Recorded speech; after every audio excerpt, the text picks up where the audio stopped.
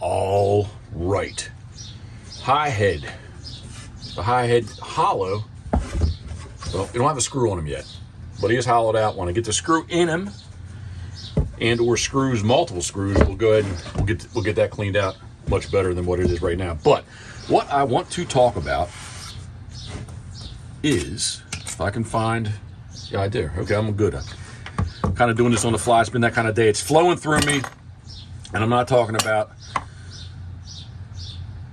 well, to certain people it means something else. To me, when I say it's flowing through me, I mean the adrenaline, the energy, the motivation, the go is flowing through me. Some days it's much stronger than others. So I want to talk about glue, and I think I need to give Tom Matus credit for this. Tom, thank you very much. What I use is Tite Bond 3, which I don't know what class waterproof glue it is, but it says waterproof on it. I use Tite Bond 3, and back in the day, I would use Elmer's. Elmer's made an expanding polyurethane glue. Let me repeat that more clearly. Elmer's made a expanding polyurethane glue. I need to slow down just a tad bit. But anyway, today all I can really get is Gorilla Glue, and I really do a good 50-50 mix. The first thing I'm going to do is, I've got my brand new 6-inch beauties. I use a very large fender washer. AJB for you Home Depot fans. I'm just stuttering. We just got done doing the P&P podcast, and I don't know, my mind's just racing, but I got a good list of things to do. I got a elderly mother that's making me go crazy, so I'm not complaining, I'm just explaining. She would not like that I call her elderly. Come on, she's 86. How would you describe that? So basically, look, I'm just gonna run this screw down through here until it pops out the other side. There we go. Now, I'm just gonna do it so you can see. I usually don't do this, but it would help you. It would be a suggestion I would make when you're first learning to do it. Just put a little spot of Sharpie on it. Okay. So, I don't know if I can do this. Let me see how smoothly I can do this. I think I can do it. I usually kind of do this on the fly.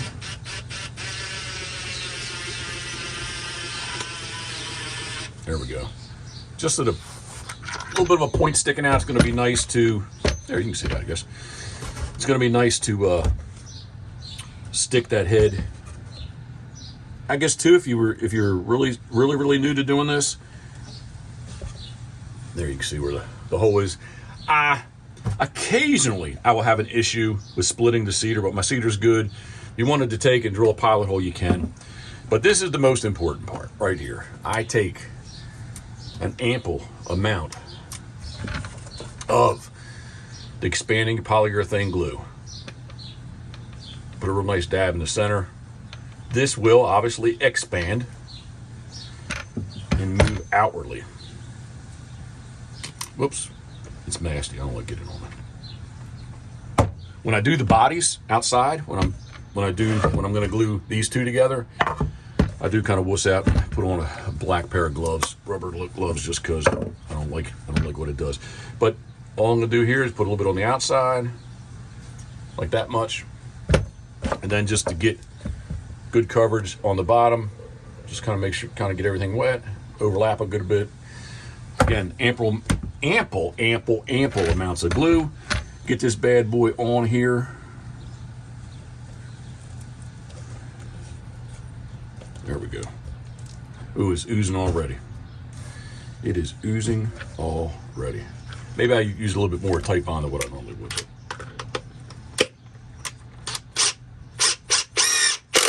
So get it run up. Get your lines, however you're going to line your head up. Man, it really is coming out. Here, one second. Here, I got a paper towel. Just happen to have one on the floor. Oh, I did. I used too much.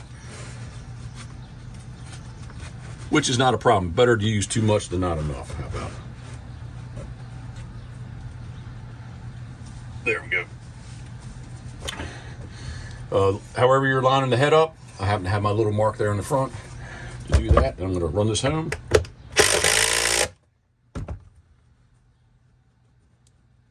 Pull that down. I think I can get a second one. These high heads, obviously people are going to grab them like this. I think it's a good idea to get a second one in there. 6-inch, actually it's really nice. My old 6-inch screws I had way back in the day, hardware store up in Hickory, Maryland. He had a bunch of 6-inch screws. They were Phillips head, and sometimes the Torx head is much nicer. See if I can, maybe I can't get one in there. I think I can. All right, let's see how good I do here. There we go.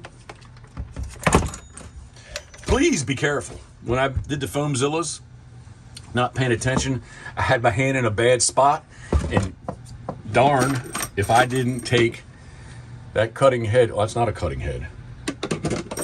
Took one of these. Yeah, that cutting head right there. Put it right in my thumb. Oh, and I didn't want to pull it out, so I hit reverse and I backed her on out. So please be careful where you put this hand. Oh no, that's not good. Shit does happen. All right, so I'm gonna switch up. I'm gonna go with a 5-inch. I still want to get a second one in there. This is more of like my old 6-inch screws. It's 5, but had the Phillips head on it. We won't worry about that hole, but I am gonna run the 5-inch right up in there. Now I gotta change my bit out. There we go. But that would have been a point, like, see where it popped out? Like if you had your finger there, wouldn't be good. Much like my thumb. No.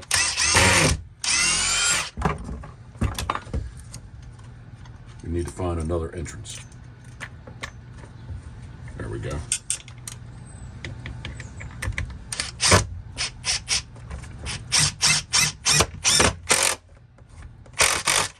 There we go. Man, I don't like that either. I've made a real mess here.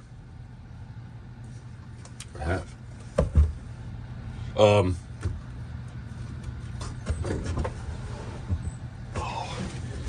I have made a real mess. This is not a good demonstration. Do not do this at home.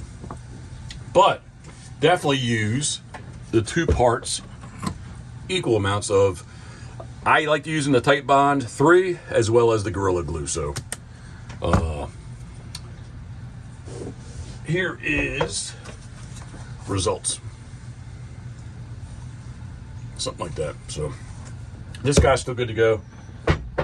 It will expand out. I don't think I'm going to get any of it coming out of the hole, but we'll put some epoxy in there and get her done. So I appreciate you taking the time to tune in. Thank you very much for following along with what we're doing. I'm a little bit warm. 88, but I want the fan to be back on, so I'm going to do that. I got some more heads to stand up. So once again, thank you very much for tuning in. Thinking of you, we are.